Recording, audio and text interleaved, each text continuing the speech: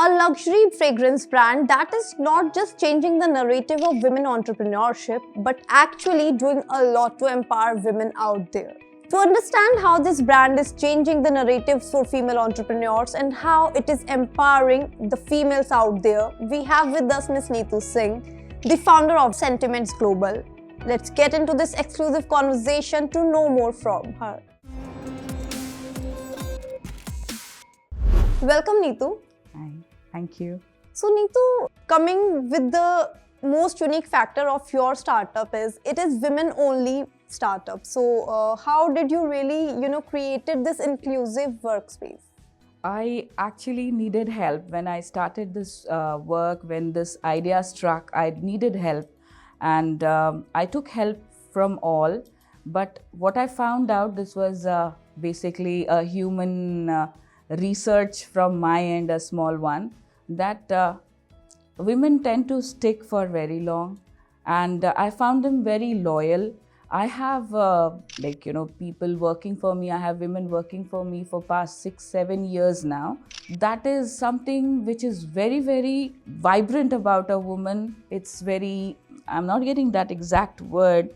I found them very loyal, and that gave me the idea that if I want something very solid, I want something really good, and I want my brand to do really well, I want women in my team whom I can actually rely on.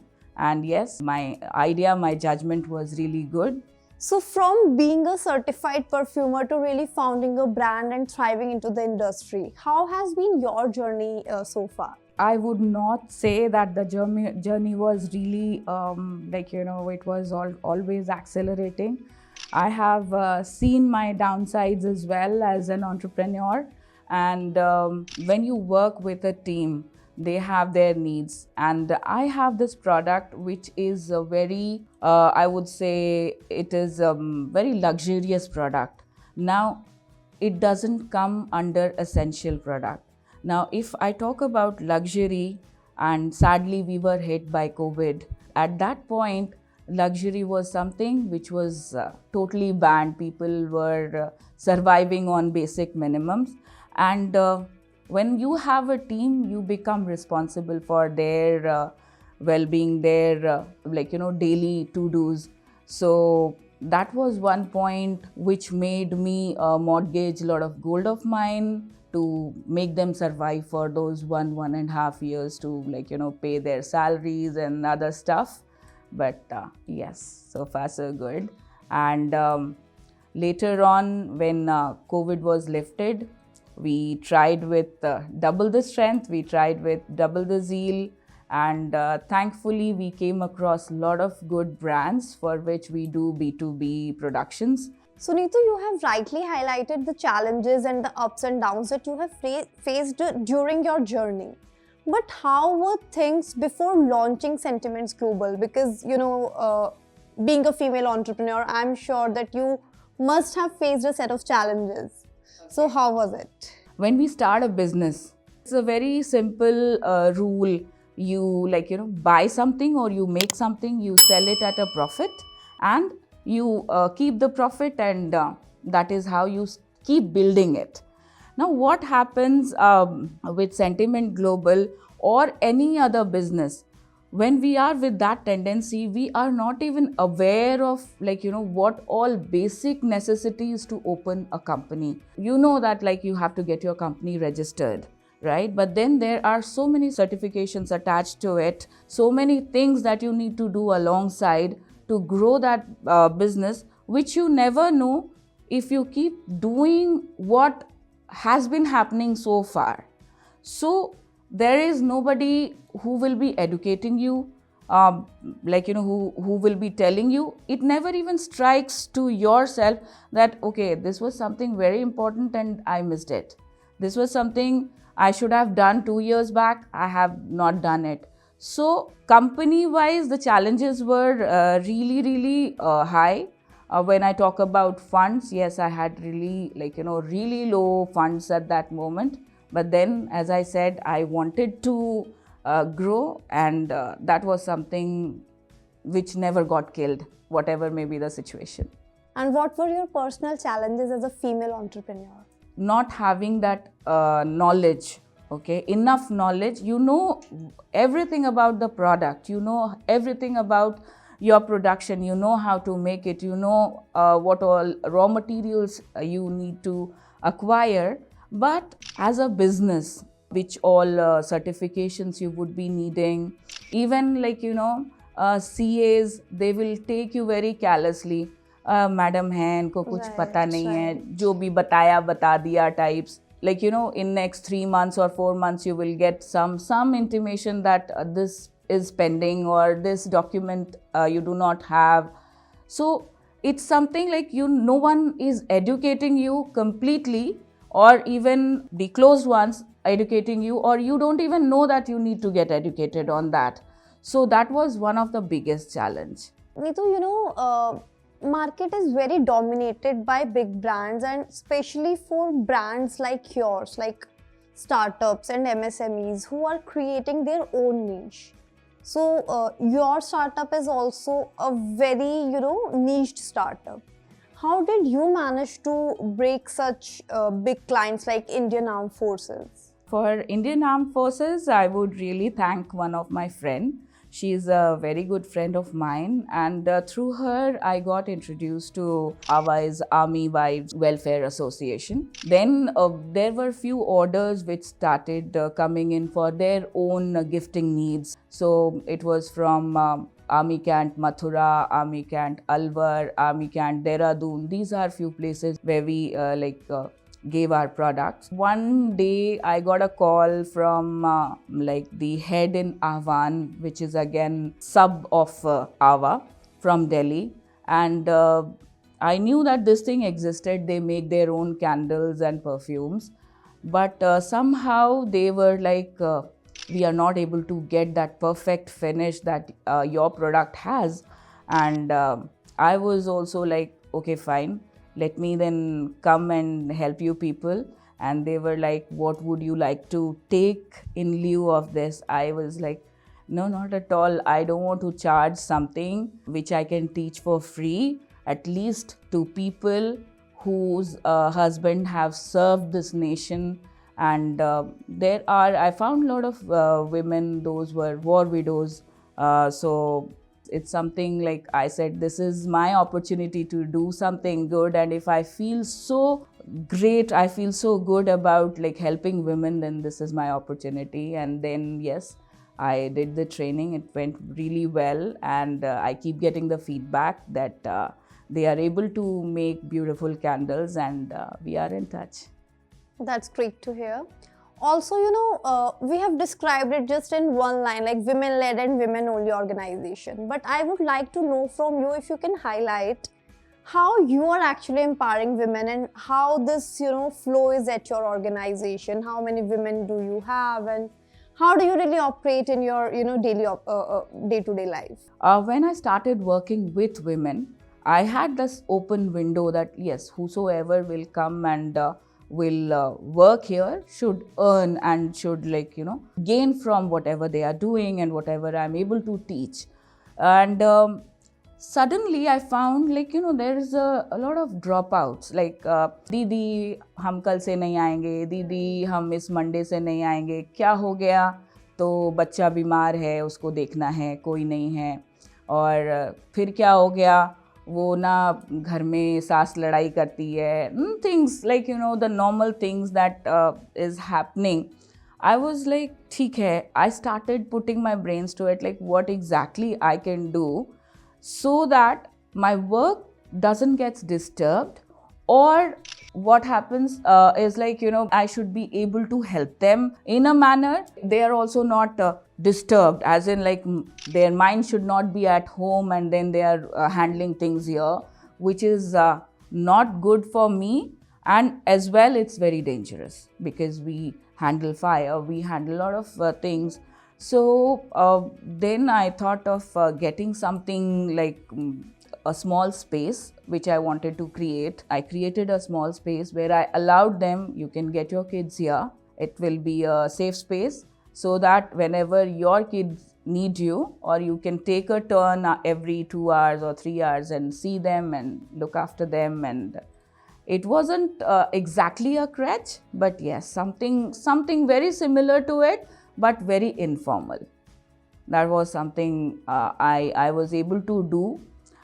And at times what happens is, when women comes out to for work, and especially when I am talking about a marginalized women, calculation of their time is they are very much bound that early morning they have to rise before everyone gets up, they have to cook before everyone is leaving, they have to also reach on time, otherwise we also have policy that this is your time, you have to be here by this time. So the struggle for them doubles. Otherwise what they will hear from their houses, you don't need to go to work. So even if they are thinking that they can become something or they are contributing something, they will not be allowed. So their aspirations depend upon somebody is allowing, because it's not them who are choosing that yes, this is what I choose to do, this is what I'm allowed to do. So still it sounds that they are individuals, though they have their all fundamental rights, still they need to be allowed. So this thing cannot be changed in a day, but yes, simultaneously, very slowly, they know that they have some rights. Now they know that yes, they are really largely contributing to the family. If there is a tuition fees, if there are house rent, if there's a school fee, they are able to contribute there. So now they understand that they hold this power for that contribution, which was not very helpful. Their husbands or the other people in the house or the family were not able to do that completely. So they are able to complete it. That completion is their power. So it's something they learn it while they do it. They work, they get paid, and this is how things they look forward to it. Nitu, it is really inspiring to see the passion in your words to really empower your female workforce. I really appreciate it. Thank you so much. And I have read it about you that you have this aim to empower more than 50,000 women. What is behind that, and how do you really envision to do that? This is like my big, audacious, big, hairy, audacious dream of mine. So this is something what happens when you work with a women force. For the label, we can always say that we hire women, but what we do exactly is whenever we are to load a vehicle, let's say there's a container and we have around 70 or 80 odd cartons. So what we will be doing is we will be we will have to use the muscle power. So what we do is, in general, not us, but in general, we will hire some people from outside, you work for us for another 2 hours, load the product in the vehicle. But for me, I said, agar barabar ka banna hai, then you have to have that muscle power as well. I am not going to hire any outside person to load or unload the products. So you have to be prepared that this is something you've made it. So how carefully you can do this, how beautifully you can do it, and how energetically you can do it, show that to me. So they were like, दीदी किसी को बुलाने की ज़रूरत नहीं है, अगर हमने बनाया है इतना सारा तो हम उठा भी सकते हैं. And that was the beauty, that I never needed an outside man to fix or pull or push or load or unload my products. And during Diwali, it really gets we get bulky orders and it needs to be shipped on time and everything. Then there was one more challenge, when your shipment date is really close, what happens? You work day and night. It's 24-hour thing for us. So I give them that resting time. Even with us, with female, we have that special cycle of the month where I have to be very considerate. So yes, these all things are considered, taken care of. People who are not right now able to do those work, they are spared. They are given some very work which doesn't need that kind of muscle power. So when I saw that the whole ecosystem can be created only with the help of female, then I was like, why not involve more women? Why not empower more women?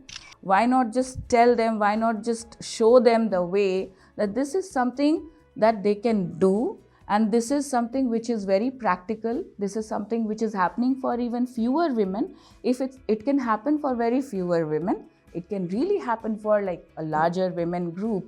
And my idea is not to acquire or hire each of them at my premises, but yes, to get a premises where close to their places, so that I should not be disturbing their family lives, and they can simply work there. That's really great to hear.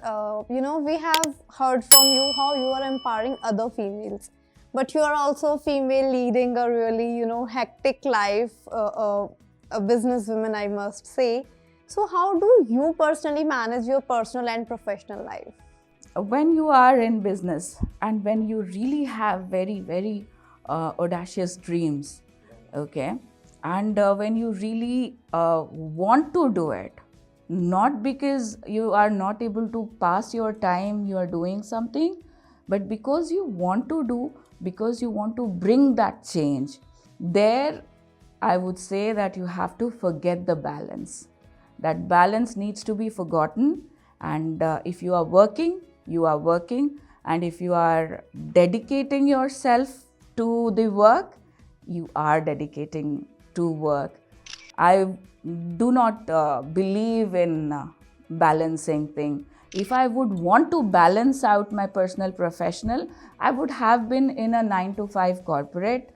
I would have balanced my Zen. I would have joined a spa. I would have done so many things. I don't want that balance. I really want to move ahead and make that change. Also, in today's time, a lot of people, like you also mentioned from about the 9 to 5 culture. A lot of people, when they pass out from college and schools, they're crazy behind big corporate jobs.